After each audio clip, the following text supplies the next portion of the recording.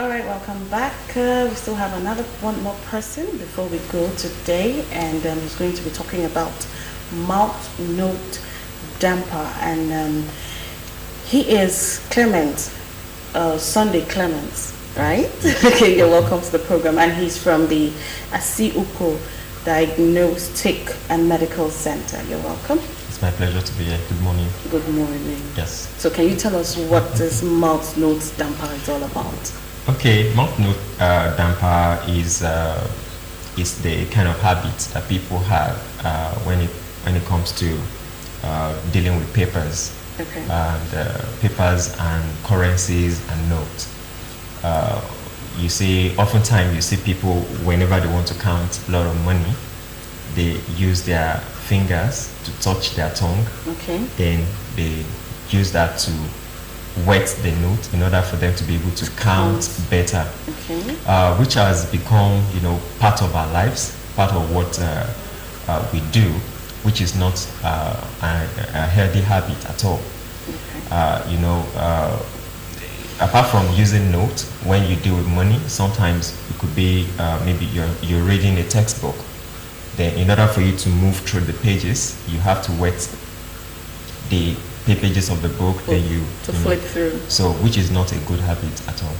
So it's a way of damping it, So that's what we call it, mouth note damper. Okay, so what does it cost when we have to put our hands inside our mouth and flip through notes? There's something when the Ebola thing came up last year. Okay. The almighty Ebola, yeah? Almost everybody around started wearing gloves, Yeah. It was to the extreme. People were very cautious, people were very careful. I went to a lot of places that supermarket that even the cashiers were wearing gloves, So there was this awareness. There was a bad side to Ebola. Nobody could have wished for Ebola, but I also saw an opportunity. People woke up to being healthy. Before you shake somebody, people say, "I don't want to shake you," because I don't know the history of your hand for that day. Okay. And the currency that we have, the money that move around, that is in circulation, you don't know the history. Okay. So you can say, okay, this is my money and nobody can take my money from me. But the money you have with you actually came through different means. Yeah. Yes, so you actually don't know their history. You don't know what those notes have been subjected to. Might have crossed the hands of somebody who has flu. You might have crossed the hand of somebody who has touched blood. It might have touched somebody who has butchered meat and blood stains on it, So you have this money with you. Now you have to count it. Now you can imagine if you were privileged to see what those notes went through.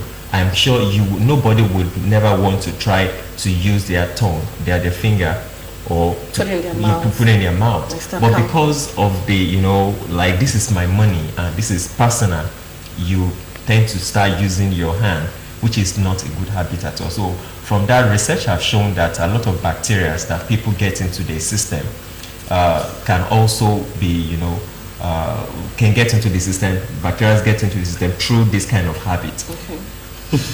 Everybody is actually a culprit to that. I think every Nigerian has done that once or twice, consciously, however you want to put it. Yeah. Because you're counting and then it's like the notes are coming. Yeah. So you just have to, make them a little bit a quick touch, Yeah. Quickly, since you don't have the sponge pad to use, you just use a tongue. But I think the Ebola thing actually, when Ebola was really a thing, I think it sparked a lot of opportunities. Yes. It made a lot of people become hygienic, conscious about hygiene. And these days I see people use sanitizers. Yeah. Some Nigerians are very opportunistic people. They now decided to use sanitizers, to make some money. And I think it's good. Yes. But how do you, get that into your consciousness that you're not supposed to? I think it starts by someone, and telling others, number one, to respect notes, to respect money. because it's not only money, you know. yes, I know. They do that for newspapers. For newspapers. So you get a paper and you're trying to flip through and you're like, I think government has to come in a way. So, yes. Really? Yeah. Government is Really, Mr. Clever. Yeah. Okay. Yes, government doesn't have to come into everything, but if the awareness is there, like you as an agency now, you can create an awareness that look, people shouldn't use their tongue to wet papers, to wet notes and all that. It's not a good practice, and it could eventually have implications. You have a point there. So and you as a government agency can come in and creating sensitizing the public. And the era of really social media, people can just really spark that trend. Not just alone. People never wanted to touch money. Then people were actually wearing gloves. It was that bad. People love money so much, but they started wearing gloves because nobody wants to die, because it was Ebola. You understand? But there are a lot of things that are around that are not Ebola, but they can get into our system. Our mouth is a gateway. It's a gateway to our body. So, and you have the tongue, it produces saliva, and you produce the saliva to use your finger to touch it, and and you take it back again. Once you observe that the finger is dry, you take it back. So it's not healthy practice at all. As more as it is that we overlook these things, it could be very implicating. There was a study that was done in Kwara State recently. I think it was 2010, and they discovered what they did was that they sample note. They realized that a lot of the small denominations were the ones most infected with bacteria. Wow. Yeah. So because of where it passes from. Yes, because you have 20 naira, 10 naira, 5 naira. These are change. People use every day they transact, compared to when they have the bigger notes. When they conducted bacteria test on 500 naira, 1,000 they had. So you have it among smaller. So this brings us to market. So where you find people practicing, making all this kind of practice, is actually in the market, where people sell, they transact, they sell meat, they buy fish and all this. So, and when you're given the money, you don't know where this person is coming from. You just take the money, you count it.